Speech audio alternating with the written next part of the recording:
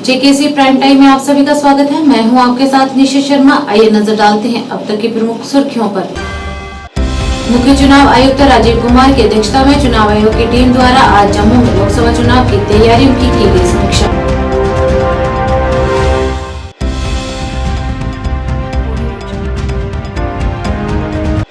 उपराज्यपाल मनोज सिन्हा द्वारा आज परेड ग्राउंड जम्मू में सिंथेटिक टर्फ फुटबॉल स्टेडियम का किया गया उद्घाटन और सिंथेटिक हॉकी फील्ड की रखी गई आधारशिला।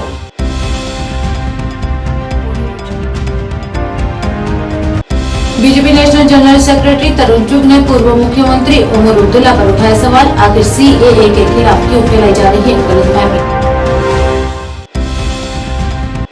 बारामूला में पुलिस ने एक दुकान से हुई चोरी का सुलझाया मामला, 3 आरोपी गिरफ्तार, चोरी की संपत्ति को किया बरामद।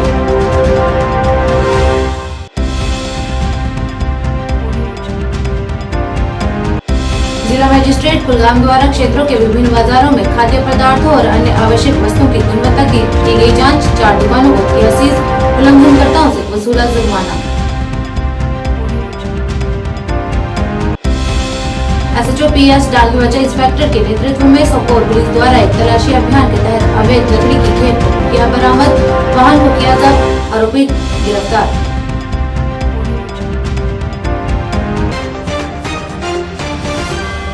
अब समाचार विस्तार से।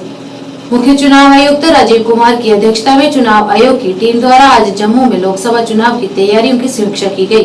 इस दौरान सभी मतदाताओं खासकर युवाओं से लोकतंत्र के इस अवसर पर भाग लेने की अपील की गई। इस मौके पर राष्ट्रीय पार्टियों में बीजेपी, सीपीआईएम और भारतीय राष्ट्रीय कांग्रेस और क्षेत्रीय पार्टियों में नेशनल कॉन्फ्रेंस तथा Jammu Kashmir Peoples Democratic Party ने चुनाव आयोग से मुलाकात की और बैठक का हिस्सा बने। इस दौरान सभी पार्टियों ने कहा कि वे समान अवसर चाहते हैं और सभी को पर्याप्त सुरक्षा प्रदान की जानी चाहिए।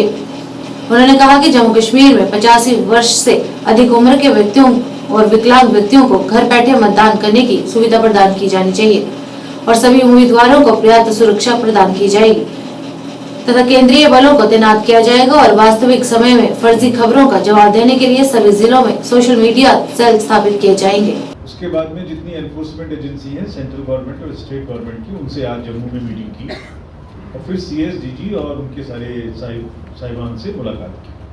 जैसे आप अवगत हैं, लोकसभा का कार्यकाल 16 जून 2024 को समाप्त हो रहा है। असेंबली का लास्ट इलेक्शन जेएंडके में 2014 में हुआ।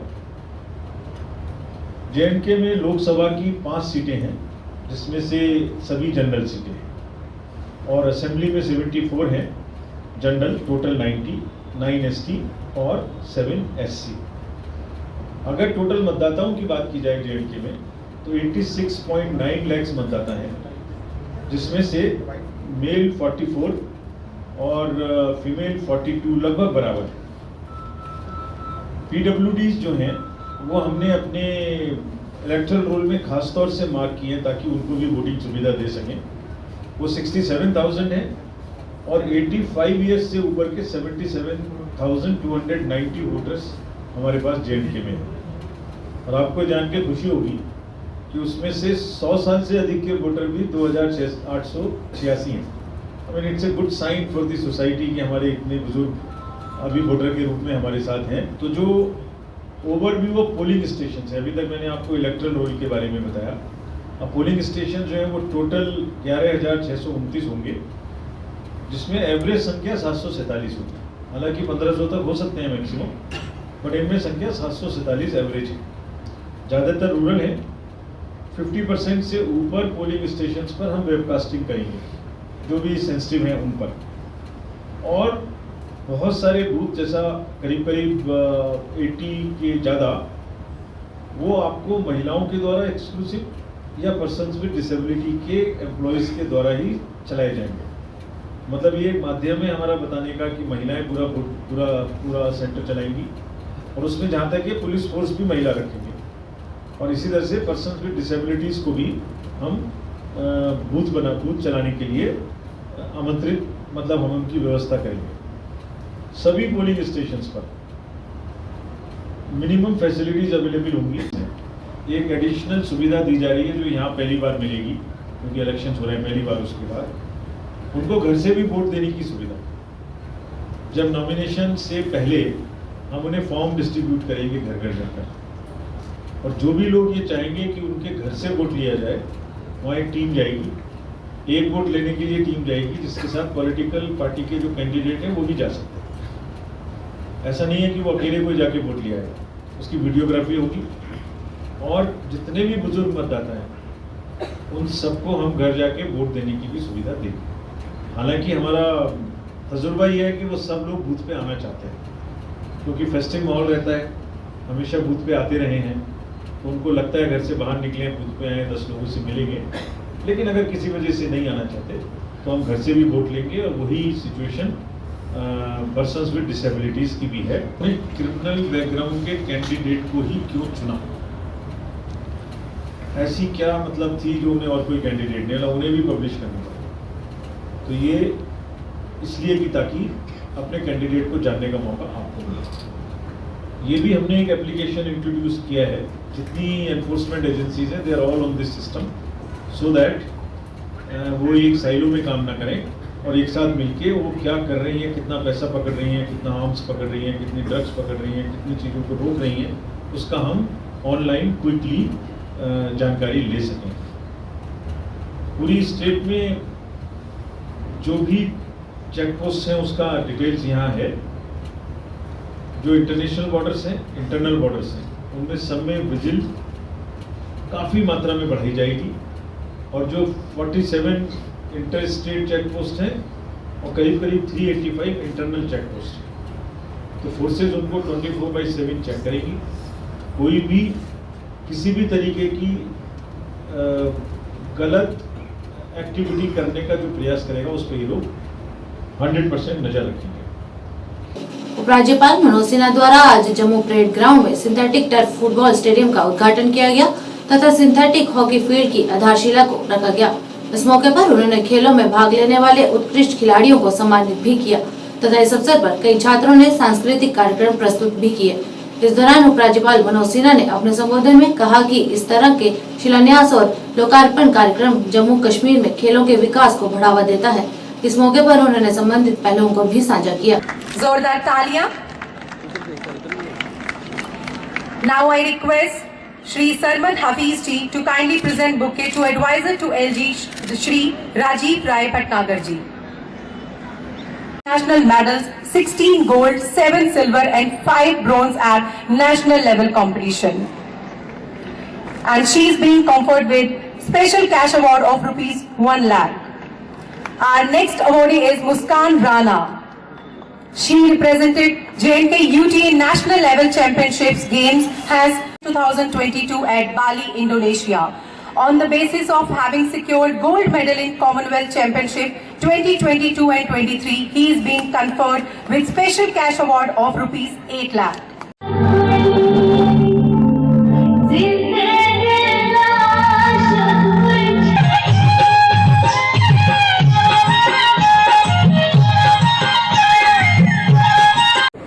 सामान्य परिवारों के स्कूली बच्चों को भी स्पोर्ट्स डिसिप्लिन से जोड़ा जा रहा है।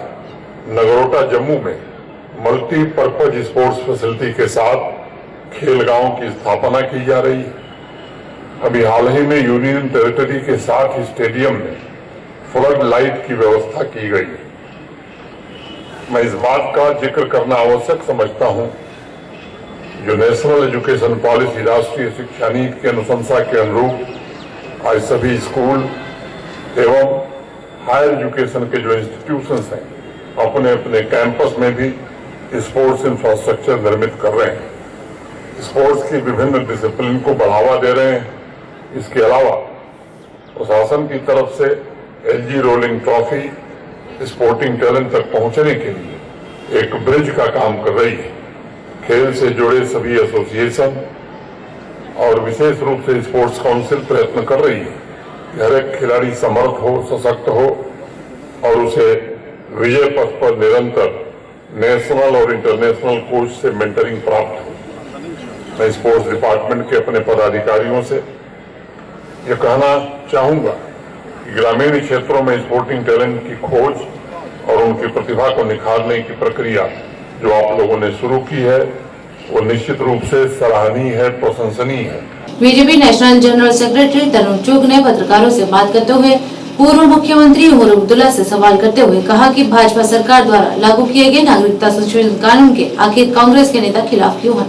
उन्होंने कहा कि विपक्ष दल के नेता क्यों सीएए के लिए गलतफहमियों को फैला रहे हैं तथा इस मौके पर उन्होंने अन्य कई मुद्दों पर सवाल खड़े किए और संबंधित पहलुओं को साझा किया। जिनका मारा जा रहा है, इससे हिंदू, सिख, जैन, ईसाई, बुद्ध, उनके प्रति मन में इतनी घृणा है।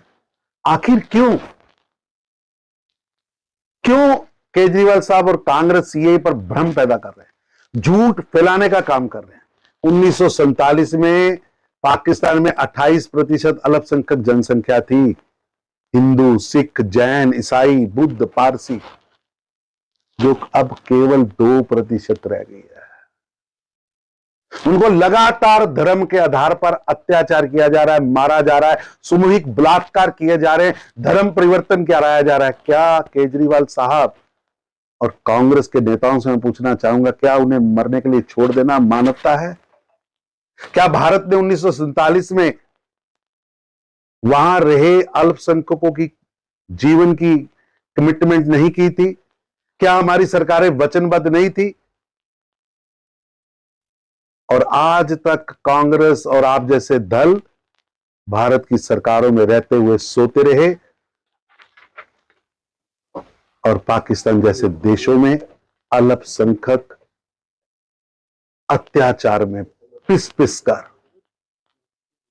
अपनी बहू बेटियों की इज्जत बचाने के लिए मरते रहे या धर्म परिवर्तन करते रहे। विभाजन की विभीषिका एवं देश को एक भारत श्रेष्ठ बनाने के लिए हजारों लोगों ने बलिदान दिया, संघर्ष किया, पर कांग्रेस पार्टी एवं वामपंथियों ने उन संघर्षों को, उन बलिदानों को भुलाने एवं कम करने का कटु प्रयास लगातार 7 दशक तक किया। इतिहास जानता है कि निजाम के देशों पर रजकरों की प्राइवेट सेना बनाकर हिंदुओं के गांव और शहरों को लूटा गया, लगातार लोगों को मारा गया, सामूहिक हत्याएं हुई, सामूहिक बलात्कार हुए और हैदराबाद के क्षेत्र में निजाम के आदेशों पर राजकरों ने कई जलियांवाला बाग बना डाले। इतनी बड़ी त्रासदी को वोट बैंक की खातिर बुला दिया, पन्नों से मिटाकर छोटा करने का प्रयास किया। अब 75 साल बाद आदरणीय प्रधानमंत्री श्री नरेंद्र मोदी जी के नेतृत्व में भारत की सरकार ने एक भारत श्रेष्ठ भारत के संकल्प को सामने रखते हुए उन शहीद हुए वीरों को, अत्याचार में मारे गए वीरों को, असंख्य बलात्कार में अपनी जान गंवाई बेटियों के जीवन को याद करने के लिए और हैदराबाद की स्वतंत्रता जो कईयों के जीवन के बाद आई, उसे याद करने के लिए लिबरेशन डे मनाने का जो फैसला किया था वो लगातार 17 सितंबर को मनाया जाएगा। और मैं धन्यवाद करता हूं प्रधानमंत्री मोदी जी का, गृह मंत्री अमित शाह जी का, जिन्होंने हमें अपने ही देश के अंदर एक भारत श्रेष्ठ भारत के सपनों को पूरा करने के लिए शहीद हुए उन वीरों को याद करने का, गौरव को याद करने का दिन मनाने की प्रयास किया है। मैं उनका स्वागत करता हूं। जनता पार्टी सबका साथ, सबका सम्मान, सबके साथ चलने वाली पार्टी है, लेकिन मैं उमर अब्दुल्ला साहब से पूछना चाहता हूं, 1990 में कौन था मुख्यमंत्री जब कश्मीर में से कश्मीरी पंडितों को चुन चुन कर निकाला गया, उनकी लाशों को गांव के बाहर टांग दिया गया, दहकते शोलों पर जम्मू कश्मीर को फेंक दिया? आपके वालिद फारूक अब्दुल्ला साहब मुख्यमंत्री थे। किसने किया था हिंदू मुस्लिम? किसने मरने के लिए कश्मीरी पंडितों को छोड़ दिया था? किसने पाकिस्तान की शह पर कश्मीर को दहकते शोलों पर फेंक दिया था? उस पर सच बयां करें। बारामूला में पुलिस स्टेशन शीरी में एक व्यक्ति अब्दुल अजीज भट्ट की दुकान से चोरी हुए सामान की गई शिकायत अनुसार पुलिस द्वारा त्वरित कार्रवाई की गई। जांच के दौरान पुलिस ने सीसीटीवी फुटेज के विश्लेषण से सेल्समैन और उसके अन्य 2 सहयोगियों का पता लगाया। अपराध में शामिल 3 आरोपियों की पहचान जुबैर अहमद मीर पुत्र फारूक अहमद निवासी घंटामुला, वली मोहम्मद भट्ट पुत्र अली मोहम्मद निवासी बोनियार, जुबैर अहमद लोन पुत्र अब्दुल रशीद निवासी बुधमुला को गिरफ्तार कर लिया गया और आरोपियों के कब्जे में चोरी की गई 5 लाख की संपत्ति को बरामद कर आगे की जांच शुरू कर दी। मुझे नहीं लाना दुनिया ने लिए दीदार का आपने कुछ नहीं लिया, क्या फायदा है? अब्दुल तो इसको ट्रीटमेंट मिला तो बस ये हाँ जरूरी है दोस्तों हराना में अच्छा ते में नहीं दोस्तों अच्छा साथ में गमस के ना एक ही बिल में क्या समझ बकवास अस्सलाम वालेकुम बस इंग्लिश में बोल है यू फादर मुझे नहीं लाना क्या फायदा दुनिया ने लिए दीदार का आपने कुछ नहीं लिया, क्या फायदा है? और ये का तो नहीं देखा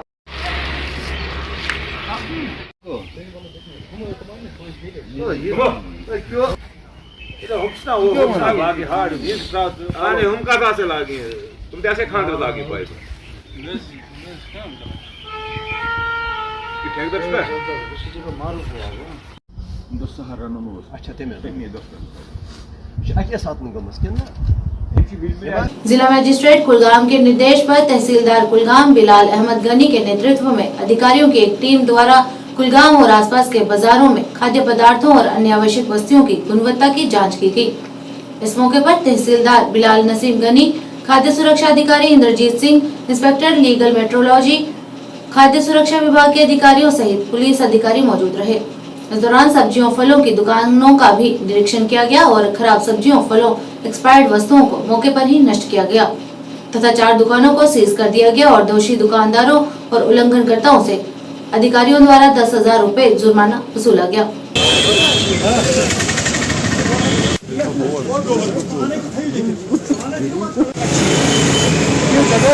आपके पास आगे अंदर जगह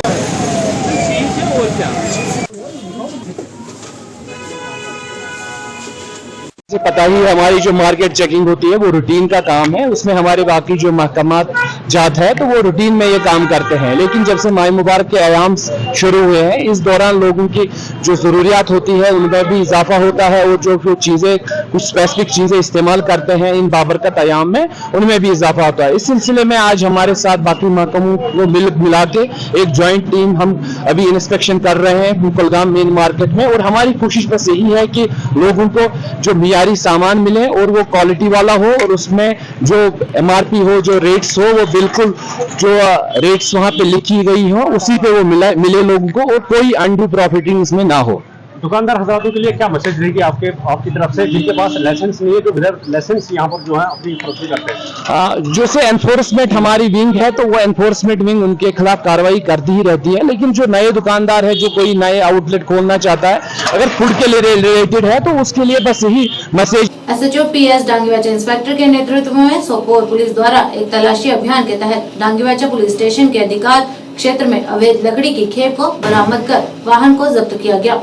तलाशी के दौरान पुलिस दल को वाहन से अवैध लकड़ी के 10 लट्ठे बरामद हुए और आरोपी को गिरफ्तार कर लिया गया। इस दौरान पुलिस ने कानून की संबंधित धाराओं के तहत मामले को दर्ज कर लिया और आगे की जांच शुरू कर दी।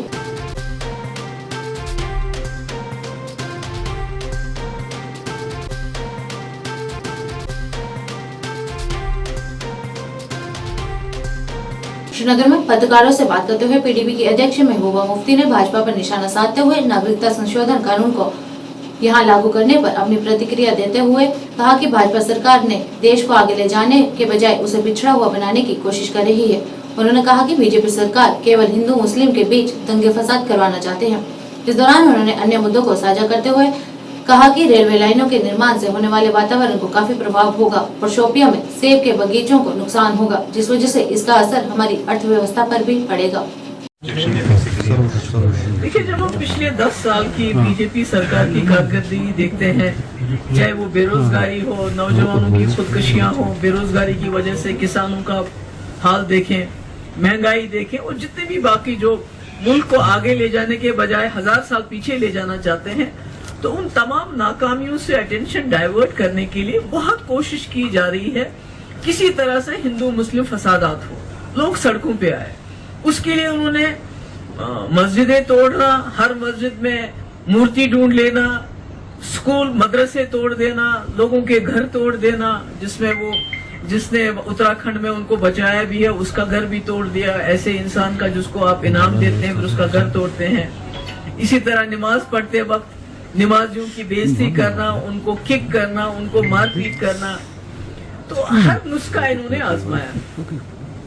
जब देखा इन्होंने कि किसी तरीके से जो हमारी जो मुसलमान भाई हैं वो सड़कों पे नहीं आ रहे हैं जिस तरह से ये चाहते थे कि वो आए और फसादात हो जाएं, तो अब इन्होंने आखिरी तीर जो इनके कमान में था उसको इन्होंने चलाया है, ये सोच के कि फिर से, जैसे आपको पता याद होगा शाहीन बाग में कितने पीसफुल प्रोटेस्ट हुए थे, उसके बावजूद अभी तक हमारे कई नौजवान इस वक्त जेलों में बिना जमानत के 2-2, 3-3 साल से बंद है। तो ऐसे में मुझे लगता है कि मैं तो अपील ही कर सकती हूँ तमाम जो हमारे हिंदू भाई बहन हैं और खासकर जो मुसलमान हैं कि इनके इस जाल में फंसना नहीं है। हमें अभी सड़कों पे आने की जरूरत नहीं है। हमारे जो इस कम्युनिटी के जो सीनियर लोग हैं वो अदालत में गए हैं और खुशी की बात यह है कि पिछले कुछ देर से जो सुप्रीम कोर्ट के जो फैसले भी आ रहे हैं वो भी किसी हद तक लोगों के हक में आ रहे हैं, आवाम के हक में आ रहे हैं। तो इस वक्त मौका है वोट से जवाब देने का। सुप्रिंटेंडेंट डॉक्टर नुसरत भट्टी द्वारा आज पुंछ जिला अस्पताल का निरीक्षण किया गया, जहां उन्होंने अस्पताल के डॉक्टरों से मुलाकात की और उन्हें मरीजों को अस्पताल में मौजूद जन औषधि स्टोर से दवा लेने के लिए जागरूक किए जाने के निर्देश दिए। इस मौके पर डॉक्टर नुसरत भट्टी ने अस्पताल में स्वच्छता की ओर जोर देते हुए लोगों से अपील की कि वह अस्पताल में किसी भी प्रकार का कचरा यहाँ वहाँ न फेंके और कूड़ेदान का इस्तेमाल कर अपने अस्पताल को स्वच्छ बनाने में सहयोग करें।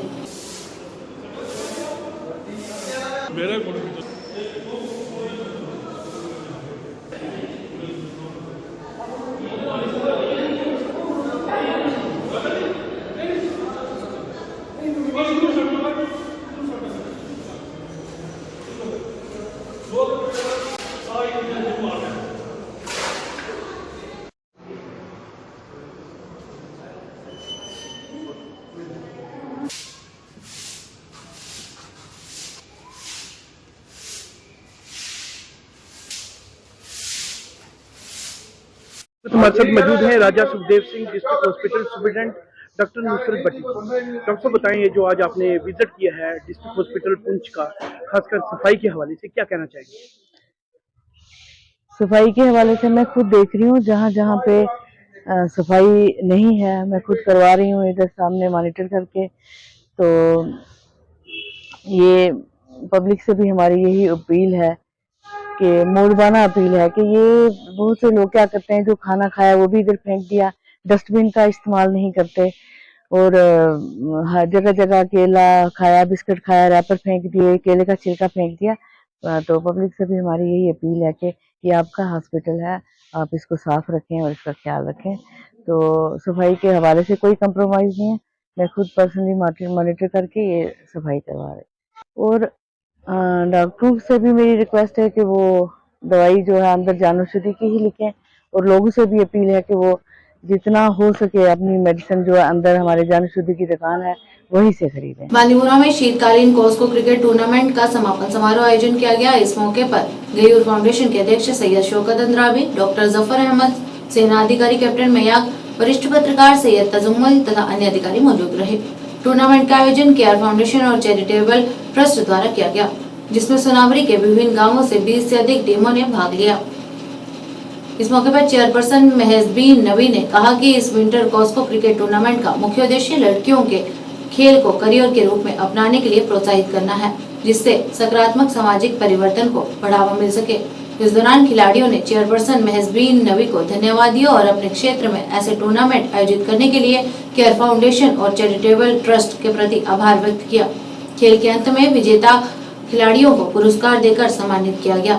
सुनहरे अल्फाजों में लिखा है, मैंने पिछली बार भी आपको समझाया था, बताया था और आप लोगों ने अच्छी तरह उस पर अमल किया है। मैं आप लोगों को बहुत ऊपर देखना चाहती हूँ। आपको नेशनल खेलना है, अभी आपको बहुत आगे बढ़ना है। मेरे बच्चों, आपको ज्यादा से ज्यादा कंसंट्रेट करना है अपनी गेम पर, अपनी एजुकेशन पर।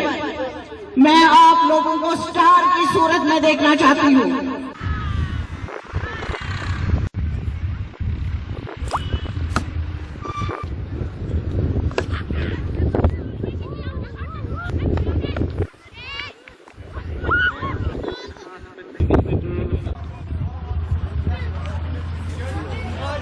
तो दूसरी टीम भी जल्दी रेडी हो जाएगी। 5 मिनट मैडम से अगर वो कहे तो 5 मिनट का ब्रेक हम अगर दे देंगे बच्चों को तो 5 मिनट का हम ब्रेक। आपने अपनी तकरीर में भी कहा कि स्पोर्ट्स की इम्पोर्टेंस हमारे आज के मेहमान खुसूसी जो है इन्हें सम्मानित किया जा रहा है, इन्हें फेलिसिटेट किया जा रहा है, इज्जत अफजाई की जा रही है कि आपने यहाँ तो से something to these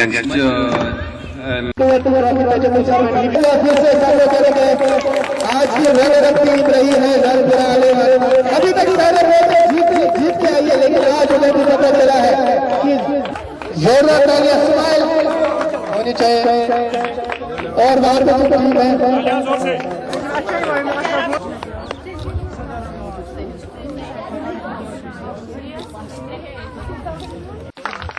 Thank you so much.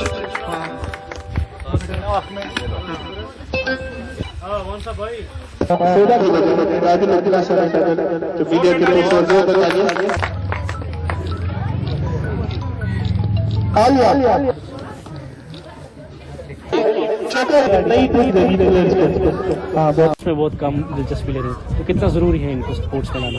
देखिए, आज के दिन पर मैं ये सब बोलूँगी क्योंकि ये लड़कियाँ जो है इन्होंने तो सबसे पहले कमाल किया आज, क्योंकि आज से पहले 1 महीना हमने ये स्टार्ट किया था टूर्नामेंट।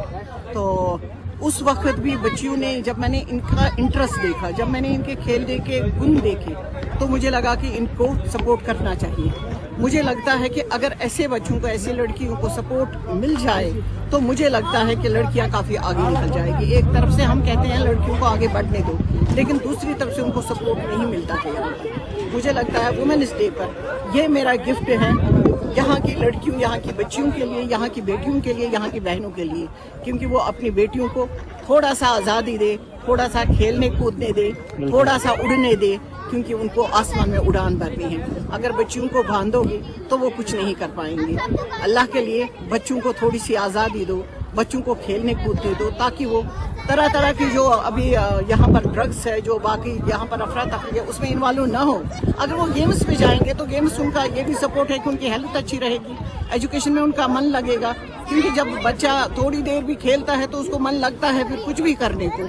एक ही तरह से आप बच्चों को पढ़ाई पर छोड़ोगे, किसी और काम पर छोड़ोगे, तो मुझे नहीं लगता उनका दिल लगता है। पारसपुरा क्षेत्र के गांव बड़ियाल काजिया में श्री गुरु रविदास सभा द्वारा शिरोमणि संत श्री गुरु रविदास जी महाराज का 647वां प्रकाश उत्सव और 15वां वार्षिक भंडारा धूमधाम एवं श्रद्धा पूर्वक मनाया गया।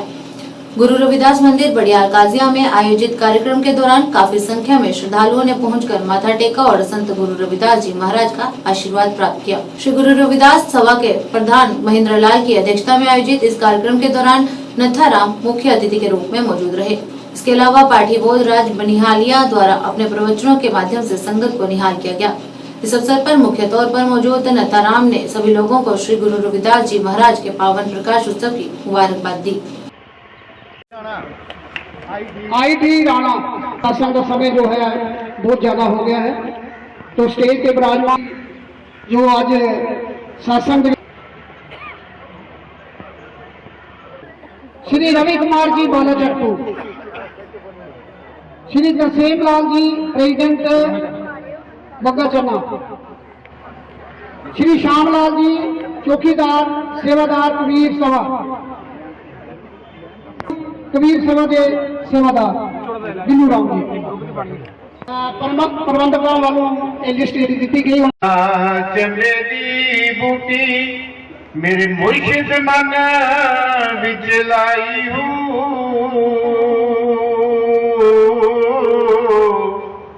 नबी इस वात दा पानी मिलिया से हर रगे हर जाई हो, अंदर बूटी मुश्क मचाया या बुलाते आई हो, जीव मेरा मुर्शिद वाहो जे उस बूटी लाई हो। गुरु रविदास जी ने 647 जन्मदिन दी आए दे सारे जिन्हें भी माता भैन भरा ने सारे खासकर डॉक्टर साहब सारे सभा कमेटी बड़ियाल दी सारे की बहुत बहुत मुबारक। और ज्यादा नहीं बोल रही मैं अगे लेट हाँ, बहुत बहुत मुबारक बनी गुरु रविदास जी के जन्मदिन दिया। और एक ही मेरा तुम्हें अगे अर्ज है कि जो गुरु रविदास जी ने आज से 700 साल पहले जिस समाज की कल्पना की है, जिस रास्ते में जो रास्ता ने दसिया है, आज अच्छे सारे मिलिए उस रास्ते पर चलना है। अगर उस रास्ते में सारा जीवन पार है, क्योंकि आज के समाज की कल्पना 800 साल पहले की थी। आज के दौर पर उस समय आख्या है कि हर इंसान बराबर होना चाहिए, हर इंसान हर तबके ने एक जैसा व्यवहार होना चाहिए।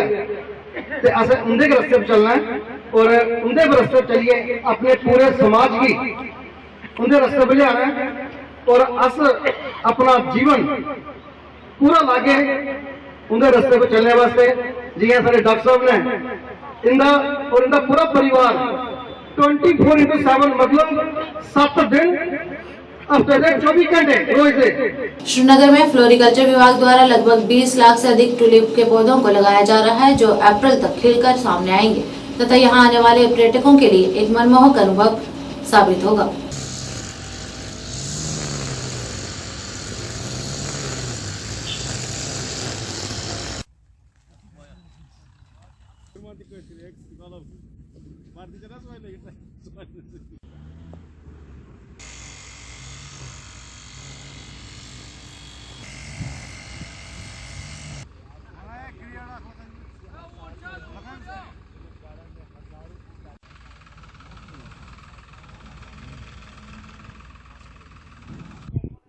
जी Ghulam Mohammad Modi as head gardener incharge head gardener. अगर टूलिपाई शुरालश टूलिपाई वावन तो बेच हाइसन तो बेच मज डिफेंडर्स बे मस्करी कुल लगभग 20 लच यह सारी नवी आसान लगभग 5 वरायटी आई नई अत मुलाजिम घास तुलान तो गुड़े करान बाकी रज वज जाल वाल अत मुलाजिम यह जनाब वावन अक्टूबर पे जमीन तैयारी कर नाले वाले दिन वावान नवंबर पे बह हेक वन तम गलत सह कर सोच तिम मैसेज युत योत हेकान दित मेहरबानी तो मेहरबानी कर तिम सोचन मेहनत योत यह सोन जीनत यह रौनक टूलिप गार्डन यह हिंदुस्तान कल वनान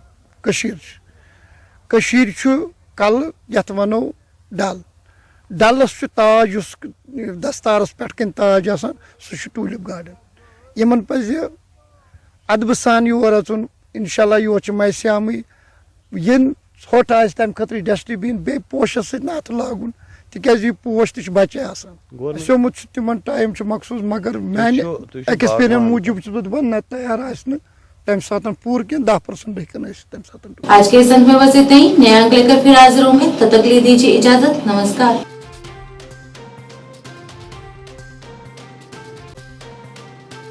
मैं यहाँ पर स्पष्ट करना चाहता हूँ अध्यक्ष महोदय, बहुत सारे लोग इस क्वेश्चन को भी क्रिएट करने का कोशिश करते हैं, इसमें आशंका व्यक्त करते हैं। जो वहाँ पर ऑलरेडी हमारे गुर्जर बकरवाल गद्दी समुदाय के लोग हैं, मैं इस आशंका को स्पष्ट करना चाहता हूँ कि उन्हें शिक्षा में, नौकरी में उसके आरक्षण के साथ कोई छेड़छाड़ नहीं होगा, बल्कि इन सारे जो अभी हम जिनको सम्मिलित कर रहे हैं न्याय देने के लिए, उनके लिए भी व्यवस्था होगी और जो व्यवस्था है वो व्यवस्था बरकरार रहेगी।